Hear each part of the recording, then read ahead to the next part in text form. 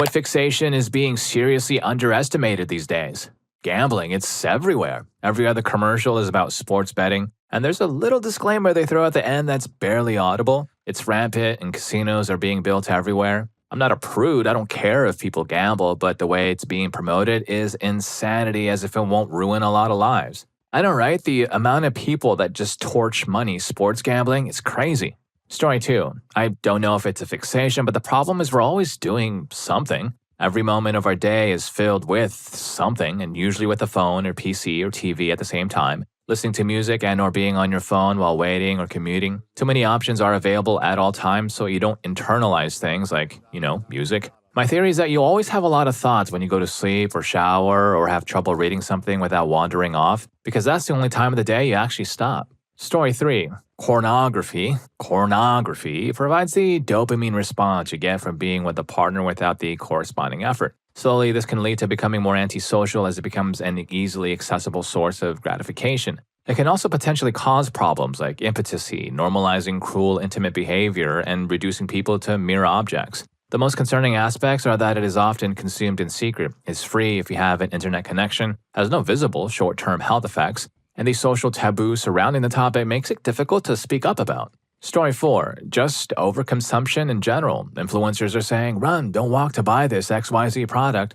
Or we see the Stanley Cup situations where people are lining up for a product. We see daily TJ Maxx hauls where people buy 5 of the same purse because it was only $29.99. Or consider those people who make incessant videos about being on the hunt for a gimmicky beaded bag and buying the other items they see first and don't need. There were content creators that had a blog because that's all their content became. And then other people see it and think, wow, how fun, and then develop a fixation on the thrill of the hunt, potentially going into mountains of debt because they're being told everywhere that you absolutely need that item. It's exhausting. There are people dying of starvation in Gaza. Our landfills are already overflowing. Our thrift store prices are going up because people keep thrift flipping, making necessities inaccessible to people who actually rely on thrift stores to clothe themselves. Enough with buying unnecessary things already.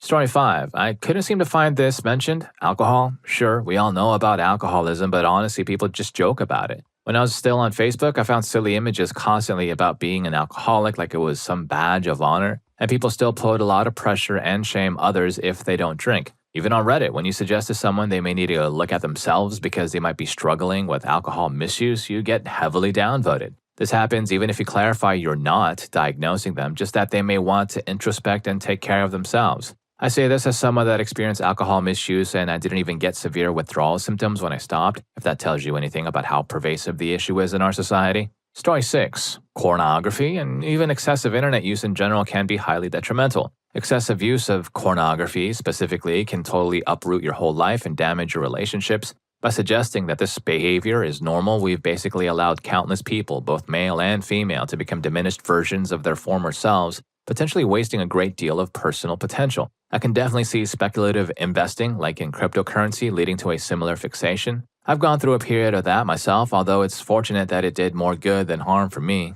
Story 7. I'd probably say grass, as someone who lives in a country where it's legal. It may not be physically habit-forming, but it's certainly a mental fixation. I've tried to quit countless times, but always fall back into the habit. The longest I've lasted was about 2 weeks in the last 10 years. It's the only habit I've ever struggled with. I would like to stop since it's taking a toll on my physical and mental health because I can't control eating unhealthy foods while using it. Sober, I have no issue controlling my diet. Story 8. Screens, especially for young children, pose a noticeable issue. I have 2 nephews. One brother-in-law and sister-in-law really limit and monitor screen time, keeping it to 1 hour a day, maximum, often less. The other SIL sets no limits, and that nephew basically has the iPad all day. The difference between the 2 kids is astounding. The child with the lower screen time has a better attention span, enjoys playing with toys, activity books, and other children, and is very level-headed. The nephew with the non-stop iPad throws a temper tantrum anytime they don't get what they want, especially if you try to take the iPad away. They don't play well with toys on their own, have a very small attention span, are behind in school compared to the other nephew, and are also delayed in several other developmental areas by comparison. I know this is not entirely due to iPad usage versus no iPad usage, but I know it contributes and makes the issues worse.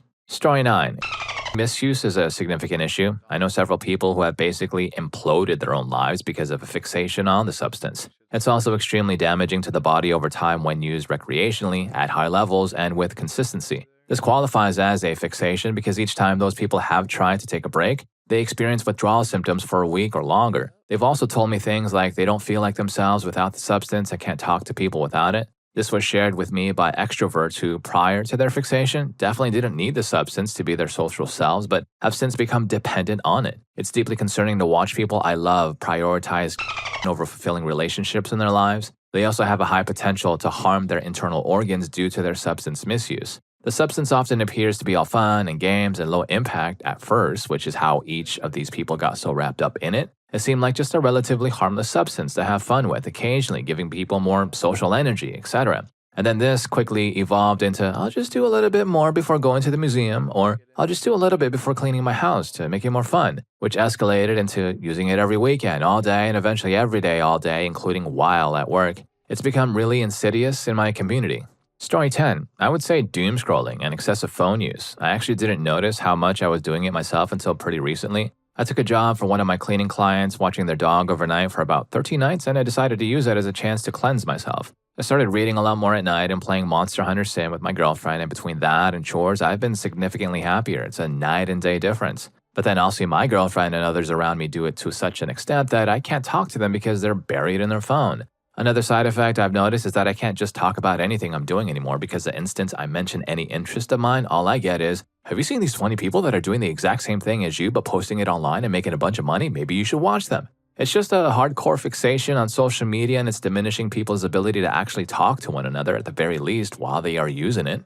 Story 11. The fixation on productivity is a noticeable issue. I observe it in particular with Gen Xers, my parents, because they were raised by boomers who instilled the belief that you should always be working towards something. It's gone to the point where my mother won't go a day without deep cleaning something in the house or working on some other task even after her working hours are over, as if relaxation is some sort of detriment to a good life. It concerns me.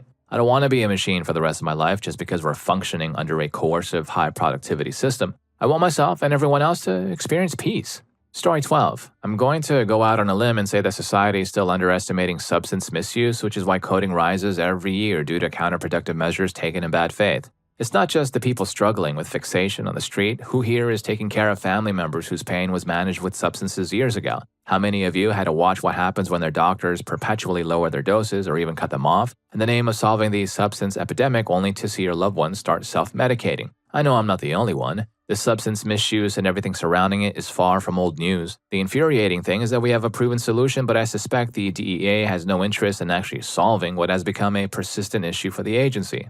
Story 13. Excessive internet use and gaming fixation can be extremely detrimental. It can ruin a relationship when one person almost never looks away from their screen. It can take a physical toll on the body due to the lack of exercise and strain on postures, eyes, hands, and neck. It diminishes your ability to manage your own thoughts. Personal responsibilities and hygiene sometimes fall to the wayside. People become disconnected from their local world and may struggle to function effectively in it. It can be awful, speaking as somebody who was close to a person struggling with a computer fixation. Story 14. Honestly, alcohol. I'm German, and here it has become such a socially accepted and often even required thing to drink. A few years ago, a self-experiment was released on YouTube about a woman who, quote, tried to not drink alcohol for a week. And it was genuinely strange to hear her talk about how everything suddenly seemed boring and how she basically didn't have anything to do. She didn't have anything to talk about with her friends because every time they met, they just went out drinking. And it felt like if it weren't for the alcohol, those people couldn't even stand each other in the slightest. At the end of the experiment, she just started drinking again, having not learned a lesson. That video went viral for a bit and people made fun of it, but I genuinely just found it sad. I personally know a lot of people who couldn't function without drinking every day, but it's only ever taken seriously once those people are no longer able to function. When you hear high political figures here say things like beer isn't a substance or beer is just a food, it genuinely makes me angry, especially when they, in the same breath, demonize substances like grass, which is proven to be less toxic than alcohol. I'm not trying to speak for grass or other substances, I'm just saying it feels really hypocritical to me. Story 15. Politics. The emergence of the internet helped people get hooked on high-frequency political news almost daily, and it's hard to stop checking. I'm not saying people were passionate about politics before, but that depended on the context. Often, politics just weren't part of daily life for extended periods. What's changed is the frequency and presence. Now it's daily, everywhere. We can't escape it. And somehow, when we're cut off from political updates, we tend to become anxious about recent developments, so we quickly grab our phones, keyboards, or TVs. Story 16. The trend nowadays where people are getting diagnosed, perhaps accurately, as neurodivergent using AI is concerning. AI is often trained to be biased towards psychiatric labels such as personality disorders and will lean heavily into diagnosing ND features instead. This can be a good thing if the information is used correctly to seek help and support from a real human professional. However, claiming you're ND because an AI told you that you are diminishes the experiences of genuinely neurodivergent people. This opinion may make some people uncomfortable. Story 17. And similar products pose clear concerns. People love to say, we don't know the long-term effects, but they're better than combustible cigarettes. Yes, we do know the right now effects. Is a major vasoconstrictor and causes a variety of issues related to blood circulation and wound healing. Just because it has fewer carcinogenic chemicals doesn't mean it has zero. That part, the true long-term effects of those chemicals, we don't know, but I'm sure they aren't good. Story 18. Pornography is a complex issue, and I would have to say that I definitely underestimated its influence. I hadn't been in a relationship in years, and when I entered one and couldn't get fully stiff, I realized a few days later that I simply couldn't achieve and maintain a stiff without it. The surprising thing is that I never realized this was happening. I can go weeks without watching it, sometimes it's a daily habit, but it was always accompanied by pornography. So it seems more like I might have conditioned myself to become excited only with it, rather than having a fixation. I don't know. I've since quit watching pornography completely, and I definitely feel moments where I want to watch it, but I'm still relatively early into quitting, so I'm hoping for the best.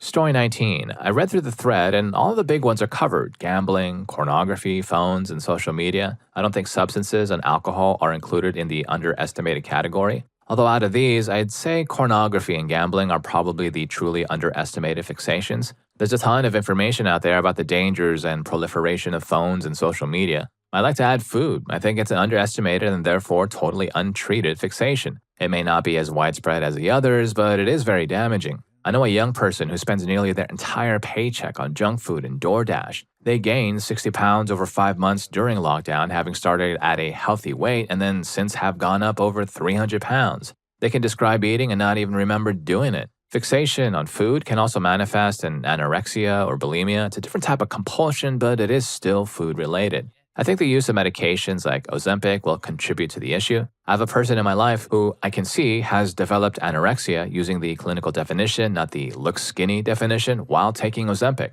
Story 20. Personally, I struggle with a fixation on phones and I doubt I'm alone. I fully panic and turn around if I forget mine at home. I get secondhand anxiety thinking about schools taking them away from students in high school. It isn't good or healthy, but here I am. There are so many reasons for this fixation, but one I want to highlight is the constant breaking news cycle. There seems to be a crisis every 15 minutes and I feel compelled to stay informed. Second is Afrin, the nasal spray. I had no idea it could be habit forming when I started 15 years ago, and now I'm dependent on it. I gave up drinking and recreational substances easily when I had a child at 25 and never returned to them. But Afrin is a significant challenge. I'm glad the potential for dependence is more widely known now, but in case you don't know, avoid using it long term. Story 21. Main character syndrome involves the entitlement of believing, don't you know who I am? I have X number of followers on social media platform of choice.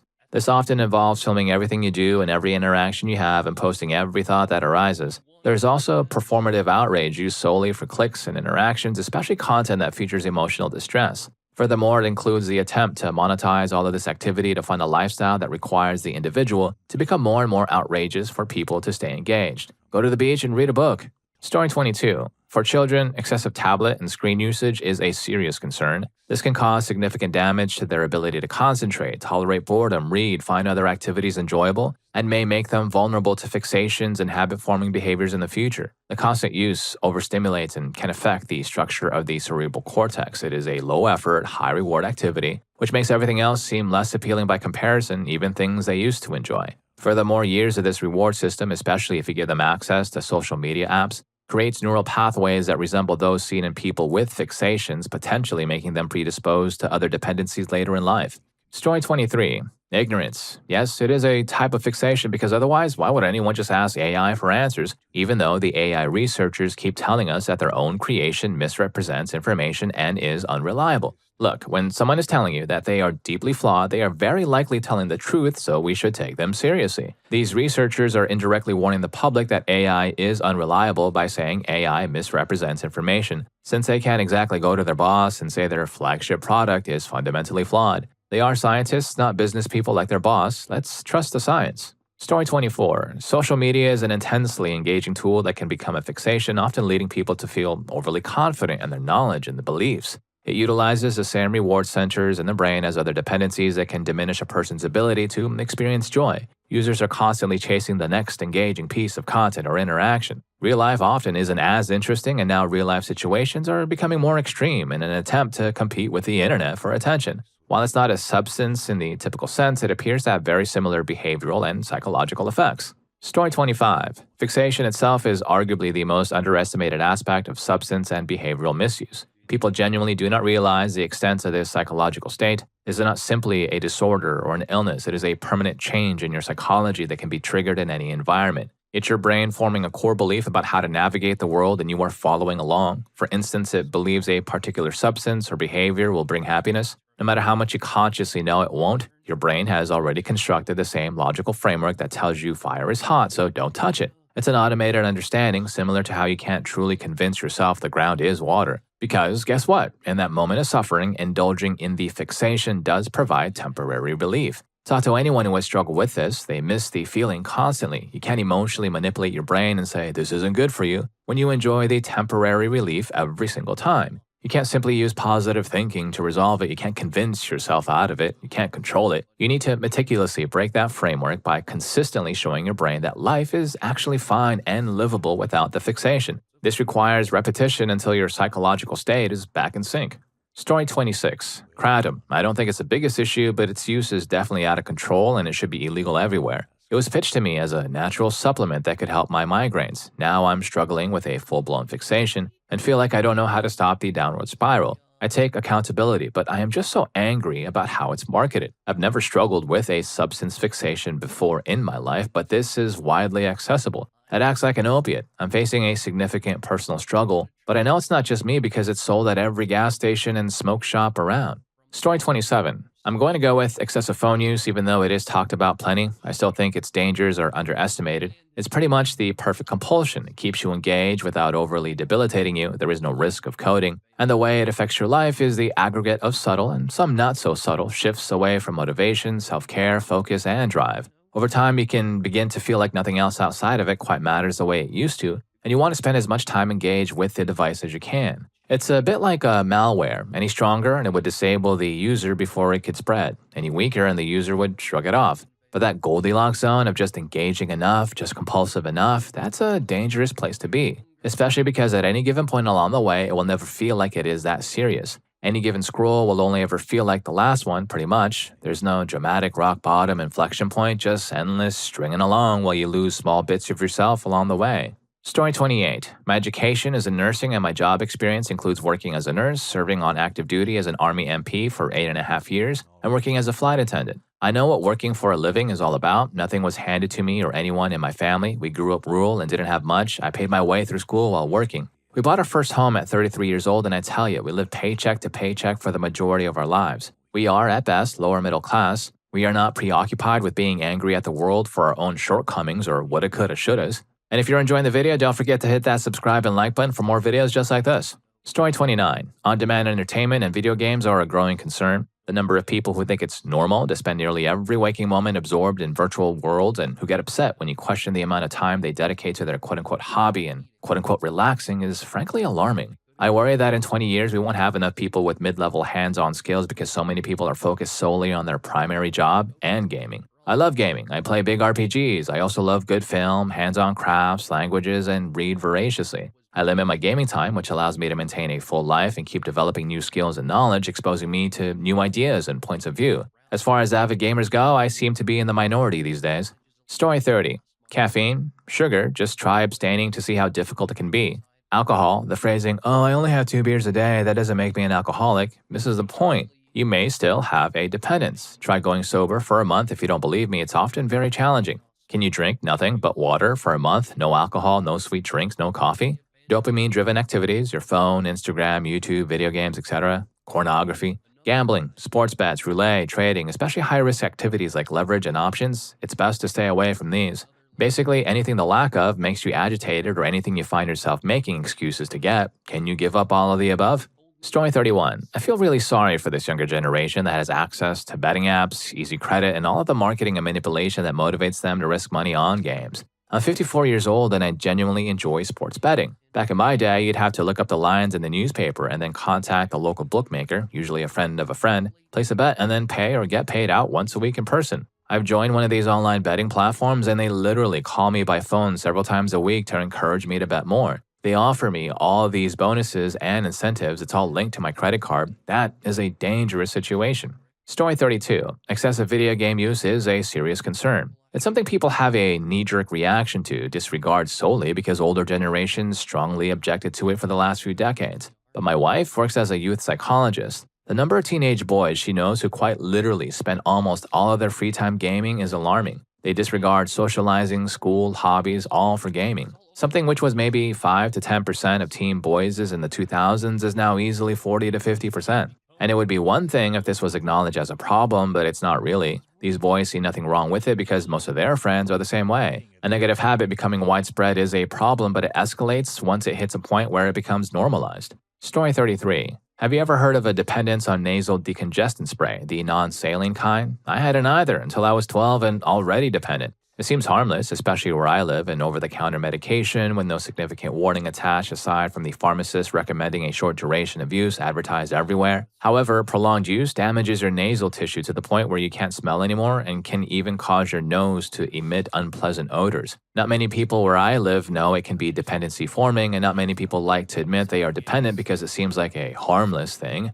It feels embarrassing to be dependent on that of all things, but it's a real issue that should be discussed more. It's also surprisingly hard to stop using because if you don't take it, your nose feels clogged and it starts to feel like you can't breathe. Either you go cold turkey and endure that feeling, or you start to dilute your spray with saline little by little until it's only saline you're spraying up your nose. It takes so long. Story 34. The news? People really need to disengage from online drama. You shouldn't be living and breathing Trump's every move. It's quite consuming to know his every footstep. I don't really like the man either, but you're going to put significant stress on yourself if all you think about are things you can't influence or change and then get outraged by them. What are you realistically going to do about it? You're only one person. The whole system is flawed anyway. They don't care about you, only your money. Go spend some time with your family or pet your dog or go watch some anime or read some manga and calm down. It's really not that serious, or at least it shouldn't be. Story 35. ChatGPT, Copilot, whatever your preferred tool is enabling a problematic reliance. People would rather just ask ChatGPT for something instead of doing the research themselves because ChatGPT gives a summary of the most factual results anyway. The days of people critically thinking for themselves are being undermined. Too many people are plugging every thought they have into ChatGPT so they don't have to do any mental effort. Story 36. Does the need for constant stimulation count? I know so many people that cannot fathom the thought of just not being on their phone or watching TV or needing something to occupy their mind. Meanwhile, I know I use Reddit and Instagram for reels, but when I go for a walk or just sit outside and take in the sun, I don't need it. I just like to live in the moment. However, so many people would be bored by that unless there's some form of low-effort, engaging stimulation happening to keep them entertained. This extends to excessive social media use and things of that nature where you can't enjoy the life around you because you're too busy being invested in the lives of people everywhere else. Story 37. The fixation on avoiding boredom is a pervasive issue. By extension, this is a fixation on the internet and all the content meant to entertain us. This trend is damaging our societies, corrupting critical thinking and skewing our world for the worse. I keep strict parental controls on my devices to make certain apps entirely unavailable to me or only usable when necessary, like tools. The fact that this approach is seen as radical speaks volumes about the lack of awareness regarding this problem. Even a single day of having apps blocked that I otherwise used occasionally leaves me with ideas, thoughts, and plans about my life that I had been lacking. It's like the world is stuck in a deep trance, lives on pause, entirely entertained and missing the essential boredom that prompts you to make a life for yourself. The change needed to unplug is a lot more complex than teaching someone about responsible internet use or monitoring screen time. This content is specifically designed to manipulate the reward circuits in our brains. Entire companies optimize for this, and you can be certain they've succeeded. The only refuge is to quit, block, and change your environment so you can begin living your life again. I wish there was a more common approach. You wouldn't tell a person struggling with alcohol misuse to moderate their drinking. You'd tell them to stop buying it.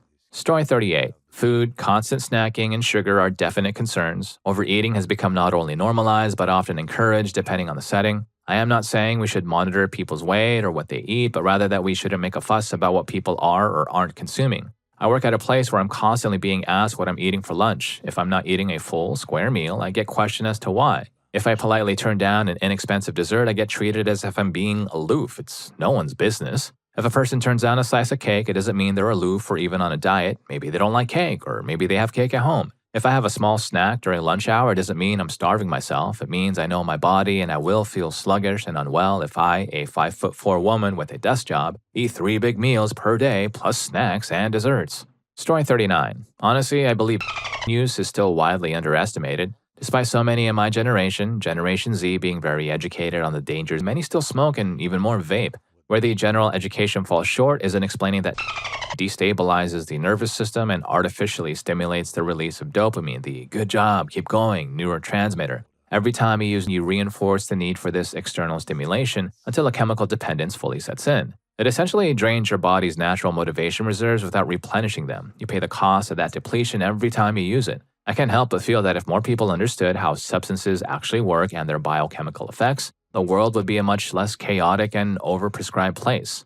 Story 40. The fixation on right-wing media has significantly changed my father. He's a different person than he was 3 years ago, partly because his health has declined and he spends every day watching Fox News. He recently told me that billionaires shouldn't pay any more taxes than someone who makes $20,000 a year, as in the state of Montana. Apparently, he believes they deserve lower taxes because they're the ones providing people with jobs. I know, it's a baffling view considering he has never been wealthy himself. Beyond that, there's the adoption of racially biased views and what I call Christian theatrics, but the billionaire viewpoint for some reason seems the hardest to grasp. The constant fear-based reporting has led to discriminatory beliefs against immigrants. Furthermore, his personal mix of Christian beliefs and nationalism has created the view that even though scripture says taking a life is wrong, America's enemies need to be punished. He even suggested it's righteous in God's eyes for the government to take extreme punitive action against adversaries. I miss the man who claimed to be Republican but on paper held mostly entirely Democratic views. He wasn't necessarily smarter, but at least he was easier to reason with. Story 41. So far, none of these comments seem truly overlooked. They are pretty regularly brought up in conversation on the topic. I would argue that we are fixed on arguing online. The anonymity that comes with the internet has definitely resulted in some people craving starting conflicts online. And I suppose to each of their own, the internet offers broader opportunities in that sense. I just feel like we never really acknowledged for younger generations that some media literacy was supposed to be taught, including the pitfalls you need to learn to avoid when navigating cyberspace. Aside for some lukewarm attempts in the 90s and early 2000s, online etiquette has been quite apathetic to say the least. People forget there's a person, a human being, that probably has more in common than not with you on the other side of that message. Story 42. A growing concern is rage. Rage bait is everywhere and it works. On social media, it keeps us engaged so companies can profit from our attention. In politics, it keeps us angry at each other so that politicians can pursue their agendas while we're distracted. In other words, rage makes us unwise. It may feel satisfying, but it makes us incredibly easy to manipulate. So don't click the rage bait and don't take your eyes off the real issues to rage at sensationalized groups or political stereotypes. Most of us need every ounce of intelligence we have to thrive in this world. Story 43. Alcohol. It took getting sober for me to realize just how much and how often people drink in this country, the US. It's concerning enough that people look at you strangely for not drinking. It's quite baffling to me. We're all very aware of alcoholism, but most people are unaware of their own potential dependence because society acts like it's perfectly fine. I'm not saying all alcohol is bad, just that because our culture is so centered around drinking, it's easy to not recognize that you have a problem. Basically, my opinion is that people have a dependence, but no one is telling them that they have a problem, so they think they're fine. It's entirely possible to have issues with alcohol without meeting the criteria for what most people consider an quote-unquote alcoholic. Maybe it's not the most overlooked issue, but it's definitely somewhat overlooked. Story 44. I don't know if this will cause some disagreement, but to me, eating out looks more and more like a fixation. It relates to multiple fixations mentioned in other comments, debt, compulsive buying, etc., but it's a specific issue on its own, in my opinion. So, in the Western world, eating out is generally so expensive that it should be viewed as a luxury if done anything more than occasionally. Unless there's a special occasion or there's a clear utility in doing so, i.e. meal preparation is not an option, eating out is financially disastrous for anyone from the upper middle class and below. I've been with so many coworkers who are in worse financial condition than me, spending hundreds of dollars per month on takeout and Uber Eats without any second thoughts. I include frequent coffee purchases in this pattern of consumption, as for a lot of people, this is a daily occurrence. I also have so many friends who are unable to conceive that friends can, in fact, meet outside of restaurants. Story 45. Loot boxes are a major concern. I work in retail and we sell physical loot boxes marketed to children. We have an entire category devoted to it, and it's our biggest area of growth in toys. It's essentially gambling for kids. Some of these items cost $40, $50, or even $60. We sell ones for Disney movies that are $20 for a 2-inch figure. The figure doesn't even move or light up. It's basically a 2-inch Funko Pop for $20, but it's a loot box, so the contents are random. Each set typically has 9 or 10 different figures. This means customers spend around $100 on average to get the one they want. Furthermore, some sets feature a mystery final figurine that requires the assembly of pieces found across all the other boxes. This quote-unquote good one is usually a highly desirable character. For example, Elsa from Frozen or Iron Man from Marvel. This type of random reward can be compelling even for adults and has negatively impacted the video game industry in my opinion. Now they're marketing it directly to children. They're essentially being set up to waste money on microtransactions when they get older, if not outright gambling. Story 46. Fixation on online validation is a highly problematic issue because when people become so focused on earning affirmation online, they tend to engage in risky behaviors they never would have otherwise considered. Let's take the classic example of online personalities who attempt extremely dangerous and reckless stunts. There have been instances, such as the one where participants built a pyramid using random objects and then climbed to the top. This resulted in numerous injuries, sometimes severe, when participants fell from the unsecured structure. There's also the infamous Tide Pod challenge, where people intentionally ingested the product. Sometimes, instead of just doing reckless things, people actually engage in aggressive actions. For example, there are online personalities who would sneak up behind people and then hit them without provocation. This has led to severe injuries and, in some tragic cases, fatalities. Occasionally, the person making the video antagonizes an entire neighborhood or country, resulting in them being apprehended, arrested, or, if they're in a foreign country, deported, as happened to one individual who caused public disorder in Japan. The quest for online validation doesn't only lead to people attempting risky stunts. Sometimes people end up becoming part of a group or a political movement just so they can feel like they belong somewhere, even if they don't truly believe in the group's ideology. These are the people who can't even articulate why they joined a group or why they support a certain cause. All they care about is being validated for being part of a group, so they simply parrot whatever that group says. They give up their ability to think and make decisions for themselves, following whatever they are told, all for the sake of being validated.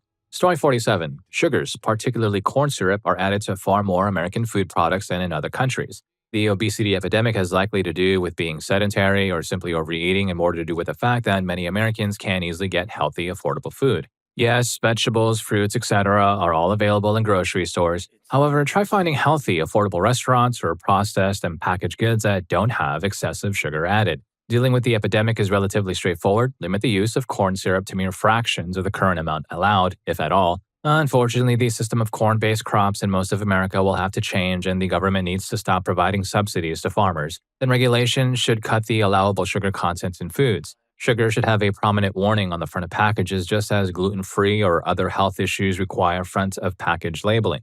When consumers see a recommendation that a single serving provides 80% of their daily suggested sugar intake right up front, they will likely stop buying that product. Story 48. Escapism is by far the most overlooked fixation, encompassing all common maladaptive coping mechanisms such as doom scrolling, gambling, excessive shopping, video games, streaming, substance misuse, and adult content. All of these activities are high-inducing dopamine behaviors that temporarily suppress negative emotions and allow people to escape from whatever bad feelings they're experiencing. The problem is that the suppression of negative emotions only lasts a short while, and then the negative emotions return. People repeatedly turn to these behaviors because they provide temporary relief, creating a cycle where they never truly deal with their underlying feelings. Men, especially in today's society, can be especially troublesome or emotionally unaware. They quite literally have no experience in communicating their feelings, even to themselves. What we really need to teach people, and especially kids, is emotional regulation. People need to learn to deal with their negative feelings without lashing out in aggression or withdrawing entirely. For all its glory, technological convenience is also a key problem in today's society for allowing people to escape for most of the day, meaning they never address their problems. They are, in other words, completely stuck running on the same perpetual cycle every day. Story 49. Honestly, I'd say excessive digital device use is one of the most overlooked fixations today. Think about how much time we spend connected to our phones, especially with social media. It's quite remarkable. Jonathan Haidt discusses how today's highly digitalized world has led to a massive distraction and disconnection from real life. We're so focused on what's happening online that we're losing the ability to just be present in the moment. That's a huge part of mindfulness, just being there, fully aware. But instead, we're constantly scrolling or checking notifications and not truly living in the moment. This leads to people feeling disconnected from everything around them, like they're physically present but not truly engaged. And the more we're plugged into the digital world, the more we can start to feel lonely and isolated, even when we're technically quote unquote connected to others. It's surprising that something meant to bring us together can make us feel so apart. Hate and other researchers link this kind of fixation to rising rates of anxiety and depression. When you're constantly comparing yourself to filtered versions of other people's lives, you can start to feel like you're never really good enough. The most difficult part is that it's designed to be compelling. You get these little surges of dopamine from likes and comments and notifications, but over time, that just strains your mental health even more. It's like we're chasing validation through screens, which just pulls us further away from finding any sort of inner peace or emotional balance. If more people practice mindfulness and actually focused on being in the present instead of living through a screen, we'd probably be a lot happier and less stressed. It's not easy though. This digital fixation is real and it impacts a lot more people than we realize. Story 50. Pseudo-social interaction is a significant underlying issue. We talk about excessive screen use and social media fixation, but the core problem is that people are having their social needs fulfilled in a way, well, that doesn't actually include genuine interaction with others. It's like often interacting with some form of AI or with people they will never meet, so they don't feel any kind of authentic consequence, positive or negative, to their interactions. The 2020 lockdown amplified that trend because it became the norm instead of the exception. Now we end up with a high volume of posts on Reddit that are asking about really basic social interactions, such as, how do I say hello to my neighbor? Story 51. Buzzwords in the corporate world: holistic, leverage, transparency, validation, fire drill, parking lot, keep me honest, synergize, etc. Now, here's a novel idea. If you don't know something, just say that. Don't ask someone else to keep you honest. Quote unquote, keep me honest is a fancy term for asking someone to check your information. And trust me, if everyone was taking a holistic approach to the business, we wouldn't have to rush to address certain issues as frequently as we do. Buzzwords and phrases make people think their message is incredibly sophisticated and precise. It's not. Our communication is often ineffective, which is why we frequently need conference calls instead of relying on email. This type of language is widespread, and I'm not sure people in corporate America realize just how formulaic their communication has become. Story 52. It's absolutely baffling to me that nobody has mentioned fixation on food. I'm quite aware that it doesn't currently meet the clinical criteria for fixation, but it is very real and many people suffer from it without even knowing. If you've ever had the thought that you simply couldn't live the rest of your life without a certain highly palatable food, you may have developed a fixation on food. If you struggle to refuse fast food on the drive home and seek food for comfort, you may have developed a food fixation. If your priority when selecting foods to eat is the sensory pleasure you receive from it above anything else, you might have developed a food fixation. Obesity is so prevalent in Western societies due to food fixations, and the companies that perpetuate these behaviors do a phenomenal job covering up their own liability and making the rest of the world believe it's not a serious issue. If you feel personally challenged by this, that's useful. It may mean you are struggling with this behavior, and this could serve as your wake-up call. Story 53. Honestly, I think excessive gaming is one of the underestimated issues, and not just playing games, but everything surrounding it. I've commented on this before, but I used to spend around 6 to 8 hours per day gaming. I work from home and happen to be quite competent at my job, so I find hours throughout the day to do what I want. I was putting half my workday into gaming and occupying Discord all day, and then finding myself exhausted when my partner came home and being unable to spend quality time with her. I also wouldn't do things like meet her after work because I was in a game, and I'd respond to messages from friends asking if I was online quicker than I'd respond to her. We broke up a few months ago. She doesn't cite that as a reason, but I know that my energy was so consumed by games that it contributed to the other issues which led to the breakup. I now average probably a couple of hours per week on games, if that. And if any of these stories got to you too, here's more for you. YouTube thinks we're going to love this. I'll catch you in that video.